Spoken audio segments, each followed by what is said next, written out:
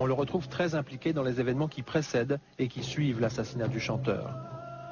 Ainsi, avec le RCD, il a joué un rôle déterminant pour faire revenir Matoub en Algérie quelques jours avant son assassinat. En 1997, Hamouda avait promis à Nadia, l'épouse de Matoub, de l'aider à obtenir un visa pour la France.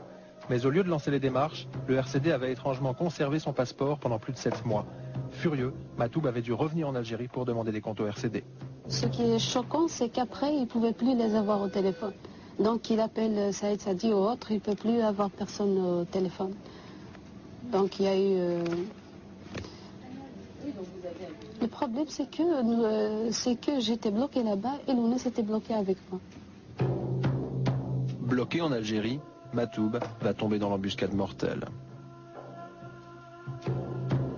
Dans les minutes qui suivent l'assassinat, c'est Hamouda, toujours lui, qui appelle Malika, la sœur de Matoub, et les médias pour mettre l'attentat sur le dos des GIA. Le groupe terroriste du GIA connaît sa voiture, le connaissent lui particulièrement. Ils l'ont abattu donc dans un guet-apens. Il n'y a pas de doute pour ceux qui tuent en Algérie et particulièrement en Kabylie. Selon vous, qui a assassiné votre frère? La question ne se pose même pas. C'est les islamistes, c'est le GIA.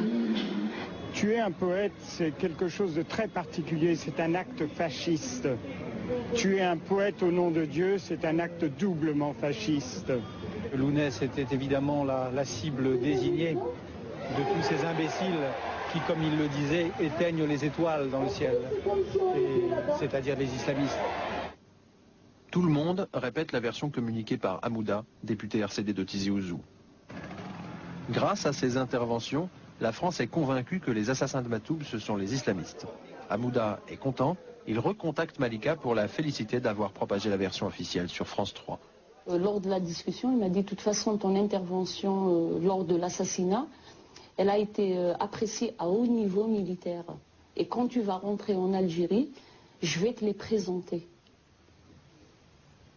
Là-dessus, je lui ai dit, mais moi, je ne mange pas de ce pain. C'est-à-dire, Lounès n'a jamais fréquenté ces gens-là pour que je le fasse aujourd'hui. Et avec une petite tape comme ça amicale, il m'a dit, mais de toute façon, toi, tu dois faire gaffe dans tes interventions, t'arrêtes de parler du pouvoir. Si Hamouda s'inquiète, c'est qu'en Kabylie, une partie de la population continue à accuser le pouvoir. Dans sa chambre de l'hôpital de Tizi Ouzou, Nadia, la jeune épouse de Matoub qui a échappé par miracle à l'attentat, commence elle aussi à exprimer des doutes. Début juillet, elle se confie à la mère de Lounès Matoub. Elle m'a dit c'est des gens de l'État, mais ne le répète pas, sinon ils vont venir m'achever ici, sur mon lit d'hôpital. Dans les jours qui suivent ces confidences, la police va voir Nadia à l'hôpital. Officiellement, il s'agit de recueillir sa version de l'attentat, mais quand elle signe sa déposition, une phrase a été ajoutée. Lorsqu'ils sont revenus pour que je signe le procès verbal, j'ai lu, effectivement c'est ce que j'ai raconté, mais après il y avait un tiret, je me rappelle très bien du tiret à la fin, une conclusion qui disait que c'est le GIA qui a assassiné donc Lounès. J'ai pas dit ça, qu'est-ce qu'il faut faire? Donc j'avais peur, pour moi, procès verbal ou pas procès verbal, je signe qu'on me foute la paix, c'est tout. Donc je l'ai signé. Et c'est pas moi qui a dit ça. Le 6 août 1998, Nadia sort de l'hôpital et va se recueillir sur le lieu de l'attentat. À l'époque, elle et ses sœurs se sentent menacées, elles cherchent désespérément à fuir vers la France. Le RCD, de plus en plus soupçonné d'avoir trempé dans l'attentat, leur propose un marché. Des visas pour Paris en échange d'une conférence de presse accusant les GIA. Pour la conférence de presse, j'avais une déclaration préliminaire à lire, que je n'ai pas écrit moi-même d'ailleurs. Donc ça a été quelqu'un du RCD qui me l'a écrite.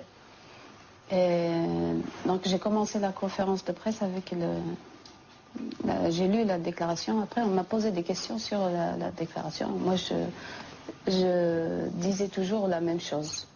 Je répétais toujours la même chose. Oui, c'est le GIA. Il a dit que c'était le GIA et on a obtenu la seule chose. Voilà comment ça marche. À ce moment-là, c'est sortir. C'est sortir d'Algérie. C'était absolument ça. Malgré cette conférence de presse de Nadia, une partie des Kabyles reste convaincue que c'est le pouvoir qui a tué Matoub. Une pétition est alors lancée pour défendre Hamouda et en juin 1999, la télévision d'État sort La Grosse Artillerie, un long documentaire entièrement destiné à innocenter les militaires. Ce film n'ayant pas convaincu grand monde, les autorités algériennes vont présenter à l'opinion un nouveau coupable idéal, Hakim Chenoui, un jeune islamiste kabyle qui vient d'abandonner les maquis. Quelques jours après sa reddition, sa famille reçoit la visite de policiers. Étrangement, Hamouda les accompagne. Et c'est lui, Hamouda, qui prévient la famille que Hakim restera quelque temps en prison. Bon, en sortant, Aït Hamouda m'a proposé, m'a dit, si tu as besoin de quoi que ce soit, je suis là à t'aider. D'ailleurs, je lui ai dit, je n'ai rien besoin, sauf de mon frère. Il m'a dit, tu sais bien que mon nom elle a été sur Internet, le seul témoin qui me reste, c'est Hakim Chenoui, c'est mon frère. Ça s'est passé le 19 octobre. Le 19 octobre. Il n'a rien à voir dans l'affaire Aguenil Matoub. Mon frère, il n'a rien à voir avec cette affaire. Et heureusement pour nous, les parents de Matoub l'ont compris. Ils l'ont même dit, publiquement. Depuis, on n'a aucune nouvelle de mon frère. Jusqu'au 6 mars, ils l'ont emmené en prison. Prison de Tizi Ouzou. J'ai bien discuté avec lui au Palois. Je lui ai dit qu'est-ce qu'ils t'ont fait. Ils m'ont dit qu'ils l'ont torturé. Ils lui ont fait une cassette, ils l'ont enregistré. Ils l'ont forcé à dire que c'est lui qui a tué Matoub. Écœurée, la famille Chenoui dénonce dans la presse les étranges méthodes d'Hamouda. Une plainte est même déposée contre lui. Ce qui m'a poussé à faire une plainte contre l'ordinaire Hamouda, c'est pourquoi il est venu avec mon frère. En qualité de quoi? Gendarme, policier, sécurité. Lors d'une récente reconstitution de l'attentat, le fils de la famille Chenoui a pu confirmer son histoire à Malika Matoub, la sœur de Lounès. Il m'avait dit textuellement qu'il a été torturé et qu'il a fait des aveux qui ont été filmés par une caméra. Chenoui a-t-il été torturé? A-t-on voulu lui mettre sur le dos l'assassinat de Matoub? On rappelle Hamouda. Vous connaissez Chenoui? Oui, je le connais, oui. On a dit qu'il avait été donc impliqué dans la mort de Matoub. Mais en même temps, il aurait dit à Malika qu'il a été torturé pour faire ses aveux.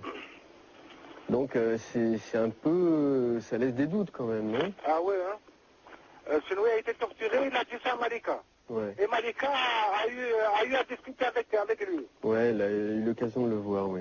Ah, l'occasion. Eh bien, je vais vous dire, Malika, elle ment. Ah Elle bon? n'a jamais vu. Parce Elle a jamais, même ce Chenoui là, il va venir au palais de justice, il va parler. Il n'a qu'un tel qui va parler sur le coup de la torture. Le jour du procès, il ne va pas être torturé, le jour du procès, j'espère. Bah, j'espère aussi. Ah ben, je serai là-bas, on le verrait. D'un coup, Hamouda se lasse de nos questions, il va tenter de nous intimider. Je vous connais votre nom, votre prénom, le nom de votre femme, le nom de vos voisins, ce que vous voulez faire, le documentaire que vous voulez faire. Donc vous voyez, vraiment vous êtes un peu en plus amenable, je vais vous dire. Moi je vais vous dire, je vais vous envoyer tout de suite par mon avocat. Vous mettez mon nom et vous mettez mon truc, vous allez vous retrouver en procès, mais cette fois-ci à Paris. Je me ferai un plaisir de vous condamner en procès. Voilà. Et oui, mais le problème, monsieur...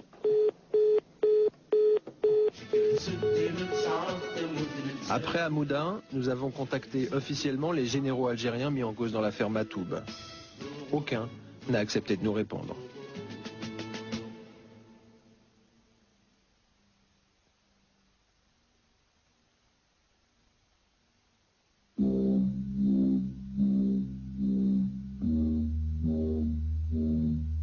Comment tu interprètes, toi, ce que te dit Hamouda? C'est-à-dire, je connais votre nom, je connais le nom de votre femme et je connais le nom de vos voisins. Bah, de Hamouda, on sait que la menace, il l'utilise souvent en Algérie. On sait même qu'il a menacé à l'Assemblée nationale un député qu'il a menacé de mort. Moi, j'ai pas vraiment pris ça comme une menace de mort, on peut l'interpréter comme ça. En même temps, j'ai senti ça un peu comme de la frime. Vraiment de la frime. C'est-à-dire, attendez, vous me prenez pour un Mickey, je sais tout sur vous, je sais tout sur vous. Et après, c'est-à-dire après, c'était... Vous êtes mal barré avec moi, enfin, tu vois, des trucs comme ça. Mais c'est un peu toute la palette, quoi. C'était dans la discussion, c'est un peu toute la palette, il a un peu joué sur tous les tableaux, tu vois. Mais Hamouda, enfin, vous le chargez énormément quand même, hein. C'est pas le personnage central de l'histoire, si. C'est vrai que quand on bosse, à son niveau que l'ordre a été pris, c'est plutôt au niveau des généraux et de la direction de l'armée. C'est toujours pareil, ces gens-là, tu les appelles, tu leur mets des fax, Michel leur a envoyé des fax précis. C'est la loi du silence, quoi. On leur demande des visas, ils répondent jamais, on leur pose des questions, ils répondent jamais.